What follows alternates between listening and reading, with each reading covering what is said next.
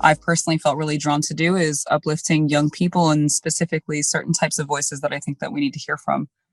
Certain types of leadership that for us was prophesized to come forward. And what does it mean to really empower somebody? Not just to say you're a leader now because you're like 19 and like that's not fair.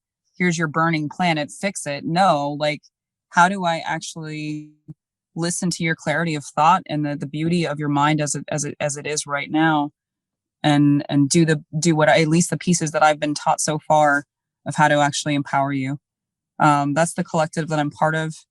And we do it, land defense work, we do mutual aid, we've fed thousands of people at different times. So right around the time that we were going to actually head down to Navajo Nation to bring a bunch of mutual aid and to drive around the res and, hand out food and work with collectives that were down there already doing that work. George Floyd was murdered in Minneapolis.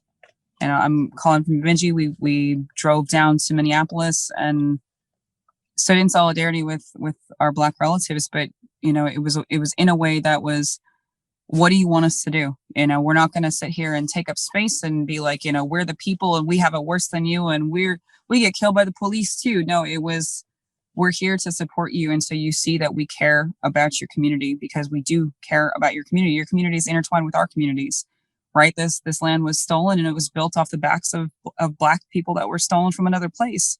That's the realities of those two struggles and the intertwining that happens. What I saw on the ground, and I think that's kind of where I was thinking with this question of health, not just the health of our bodies, but the health of our spirits. And what I saw was people caring for each other, young people especially, really caring, for not only food and houseless folks, and making sure people were warm, making sure people, had a feeling of support when they're being marched with, when, we're going to stand up and say, no, you can't murder Black people on camera and get away with it. You can't continue to do that and just walk, and we went from that structure of such obvious violence, that was perpetuated, to talking about abolishing the police outright, defunding the police, all these little communities being uplifted. And I really think that a big path forward for health is through communities of care and through the economy of care, through recognizing that just because it's a different language than statistical data and all of that doesn't mean it's not real. And that's what I'm seeing from our young people.